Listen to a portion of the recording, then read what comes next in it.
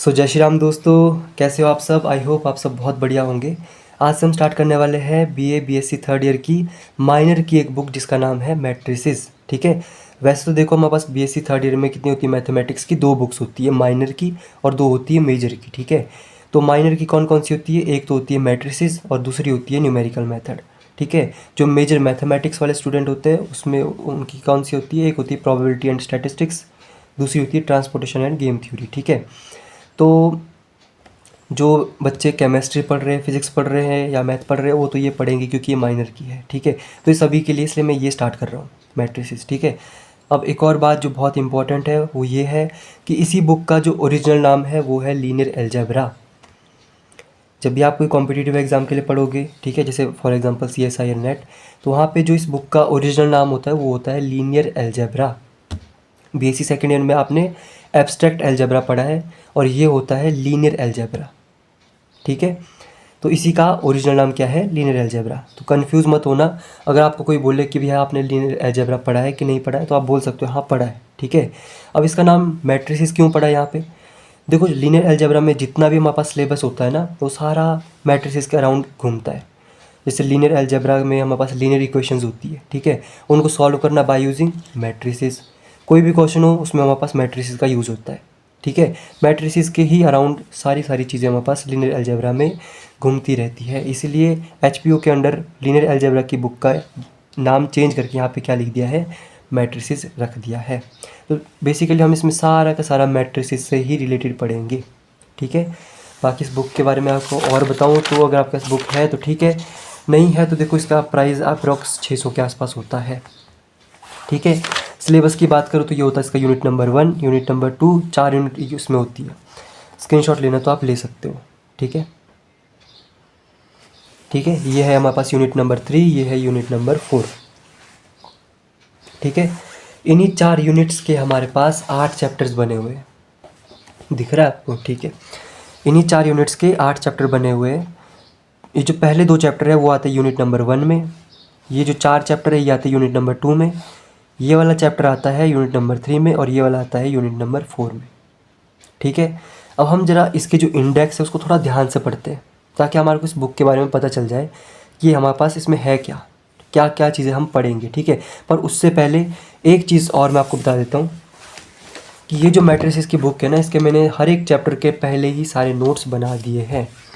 मैं आपको थोड़ा अपने नोट्स दिखाना चाहता हूँ ताकि थोड़ा आप में कॉन्फिडेंस आए कि आप उससे पढ़ रहे हैं जिसने पहले ही पूरी मैट्रिसेस ख़त्म कर रखी है, वो भी डिटेल्ड में। ठीक है। तो ये मेरे खुद के नोट्स हैं जिसको मैंने एक हफ़्ते के अंदर अंदर ही बना दिया था आपके लिए, स्पेशल इन वीडियोज़ के लिए।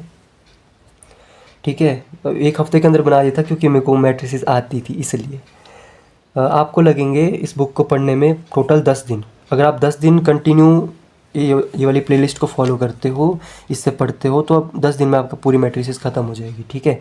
तो मैं आपको नोट्स दिखाना चाहता हूँ। पहला चैप्टर ये है। ठीक है। ये जितने भी मैंने नोट्स बनाए हैं बहुत डिटेल्ड काम किया है, थोड़ी भी गलती की गुंजाइश मैंने नहीं रखने की कोशिश की है। ठीक है। यहाँ सेकंड चैप्टर भी आना था, तो ये आ गया second chapter, solution of linear equation by matrices. ठीक है।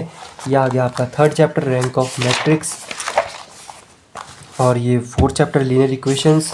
ठीक है। इसके बाद आएगा फिफ्थ चैप्टर ये वाला, रिडक्शन टू डायगोनल फॉर्म, और उसके बाद आएगा छठा चैप्टर जो कि बहुत छोटा सा चैप्टर है, एप्लीकेशन ऑफ मैट्रिसेस। अगर इसको ना भी करें तो भी कोई फ़र्क नहीं पड़ता, 3 पेज का है ये। ठीक है। फिर आता है हमारे पास सातवां चैप्टर जिसका नाम है vector space, one of the biggest chapter in this book and one of the important chapter. ठीक है। बहुत ही इंपॉर्टेंट है और बहुत ही लंबा चैप्टर है। मुश्किल नहीं बोलूँगा, लंबा है मानता हूँ, पर मुश्किल नहीं। ठीक है। और मैंने हाईलाइट किया हुआ है, जहाँ मेरे को लगा कि मेरे को हिंदी में लिखना चाहिए मैंने हिंदी में भी लिखा है ताकि आपके लिए ठीक रहे। ठीक है। क्योंकि हिंदी में कई बार ऐसा होता है ना, ज़्यादा समझ में आता है। ठीक है। इसमें एक कंसेप्ट होता है बेसिस का, ये भी बहुत इंपॉर्टेंट है। ये हमारे पास आ गया last chapter, translation, dilation, rotation, reflection. ठीक है। तो इसमें मैंने बोला था आपको 8 चैप्टर है, ये हमारे पास 8 चैप्टर के नोट्स हो गए। ये कुछ इस तरह से है। ठीक है। ये और ये इस तरह से ख़त्म है। ठीक है। तो मैंने मतलब पहले ही सारे जो बुक है उसके जितने भी चैप्टर्स हैं सबके पहले ही नोट्स बना दिए हैं ताकि ये नोट्स मैं पीडीएफ की फॉर्म में आपको दे सकूं। ठीक है। अपलोड कर सकूं। तो अगर आपको ये वाले नोट्स चाहिए ना, तो आपको क्या करना पड़ेगा, टेलीग्राम पे चैनल को ज्वाइन करना पड़ेगा। ज्वाइन में क्या बोलूँ, मतलब ऐसे ही टेलीग्राम जो डिस्क्रिप्शन बॉक्स में ना, उसमें टेलीग्राम चैनल का लिंक है, उस पर क्लिक करोगे तो चैनल पे पहुँचोगे, जो कि आप ही के लिए बना हुआ है। उसमें हमारे पास ये सारी PDF मैंने अपलोड करी हुई है, ठीक है। दूसरी बात, जिसके पास टेलीग्राम नहीं है, ठीक है, मैं नहीं चाहता आप ज़बरदस्ती टेलीग्राम डाउनलोड करो फिर इसको ज्वाइन करो फिर PDF डाउनलोड करो, ऐसा नहीं है, ठीक है। क्योंकि नोट्स आपके लिए तो मैं हर एक पॉसिबल चीज़ें करता रहता हूँ ताकि आपके लिए इसमें ईजी रहे, ठीक है। तो टेलीग्राम चैनल के नीचे मैंने एक और लिंक दिया है, उसका मैं नाम रखूँगा क्लास PDF ब्रैकेट में मैट्रिक्स, कुछ ऐसा ऐसा करके रखूँगा।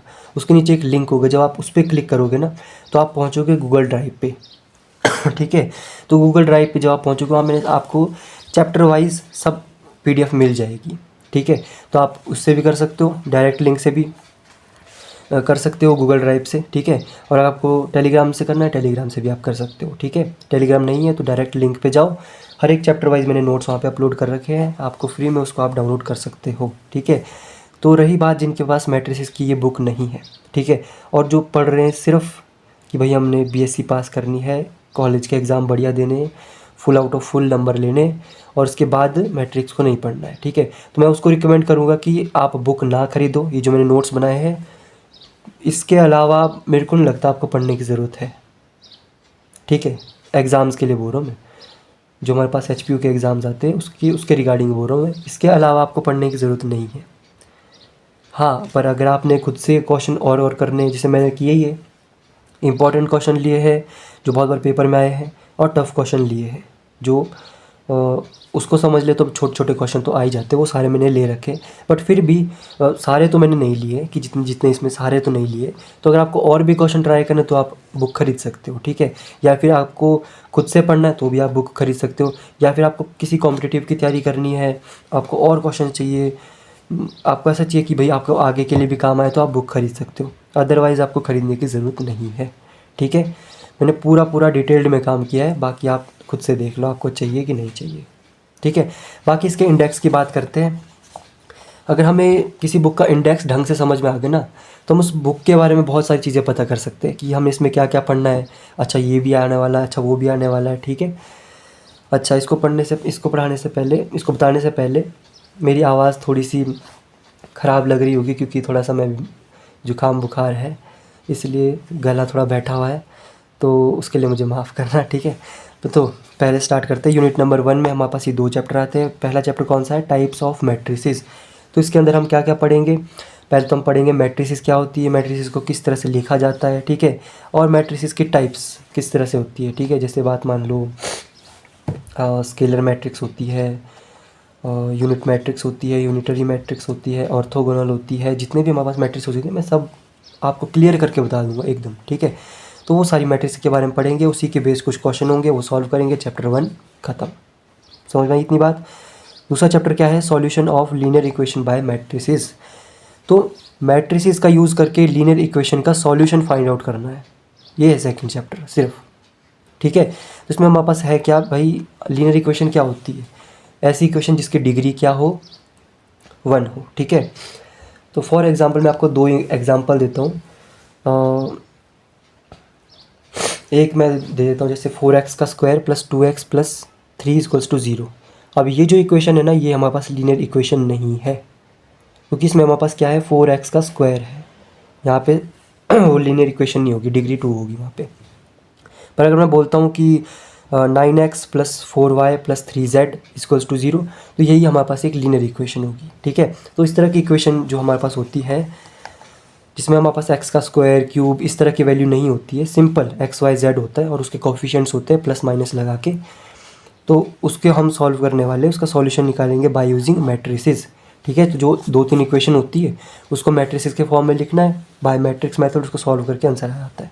तो ये हमारे पास बहुत ही छोटा नहीं, मतलब बहुत ईजी सा चैप्टर है, ठीक है, ख़त्म हो जाता है बहुत जल्दी। तो फिर तीसरा चैप्टर हमारे पास रैंक ऑफ मैट्रिक्स। इसका मतलब ये होता है कितनी हमारे पास लीनियरली इंडिपेंडेंट रो या कॉलम है एक मैट्रिक्स में। अब ये क्या होता है, ये सब आपको मैं बाद में बताऊंगा, जस्ट मोटा मोटा समझ लो, ठीक है। लीनियर इक्वेशंस अभी बता दिया कि लीनियर इक्वेशन क्या होती है, जिसकी डिग्री क्या होती है, 1 होती है। तो उसी के बेस्ड हमारे पास क्वेश्चन आंसर आएंगे, चौथा चैप्टर ख़त्म। Reduction to diagonal form. Diagonal matrix आपको पता होती है किस तरह से होती है कि एक मैट्रिक्स होती है, उसके ये जो डायगोनल एलिमेंट होते हैं 3, ठीक है, तो उसको हम डायगोनल मैट्रिक्स बोलते हैं। तो किसी मैट्रिक्स को डायगोनल फॉर्म में कन्वर्ट करना है, मतलब एक तरह से ये 3 वैल्यू पे वैल्यू होनी चाहिए, बाकी वैल्यू 0, तो उसको कैसे कर सकते हैं, ठीक है, वो भी है। एप्लीकेशन ऑफ मैट्रिसेस, बहुत ही छोटा चैप्टर, यहाँ देखो 471 से 482, तो मतलब 10 पेज का चैप्टर है टोटली, ठीक है। तो इसको मैंने लिखा तो है, वैसे इसको करने की ज़रूरत नहीं थी, पर मैंने इसको 3 पेज में लिख दिया है। आपको करना होगा तो कुछ कर सकते, अदरवाइज़ मैं बता दूंगा इसमें क्या क्या होता है। थोड़ा सा बता देता हूँ।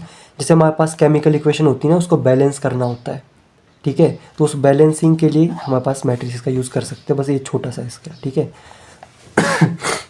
फिर आता है हमारे पास चैप्टर नंबर 7, जिसका नाम है वेक्टर स्पेस। ये सबसे बड़ा चैप्टर है इस बुक का, ठीक है, और सबसे इम्पोर्टेंट भी है। टफ नहीं मैं बोलूँगा, अच्छा है, ठीक है, बाकियों से थोड़ा सा अलग है, क्योंकि इसमें मैट्रिक्स का डायरेक्ट रोल नहीं होता है, अलजेब्रा की तरह होता है ये चैप्टर, ठीक है। बाकी इसको हम जब करेंगे तब देखेंगे। बाकी ये है ट्रांसलेशन, डायलेशन, रोटेशन, रिफ्लेक्शन, ये हमारे पास यूनिट नंबर 4 में आता है, ठीक है। तो ये हमने वो इसका सिलेबस के बारे में समझा, इस बुक के बारे में समझा कि इसमें हम क्या क्या चीज़ें पढ़ेंगे, कैसी कैसी चीज़ें पढ़ेंगे। तो एक छोटा सा आपको आइडिया हो गया होगा कि हम इस बुक में किस तरह की चीज़ें पढ़ने वाले हैं। और आपको मैं बता दूँ ना, ये वाली बुक बहुत ईजी होती है, बहुत ईजी है ये। इसके क्वेश्चन लेंथी होते हैं, ठीक है, लेंथी होते हैं, बट टफ नहीं होते, बहुत ईजी से होते हैं। अगर आपको स्टेप पता है ना, आप करते जाओगे करते जाओगे करते जाओगे, आपका बिल्कुल परफेक्ट आंसर निकलता है। और ये पता होता है कि आंसर क्या निकलने वाला है, तो बिल्कुल चिंता करने की इसमें ज़रूरत ही नहीं है।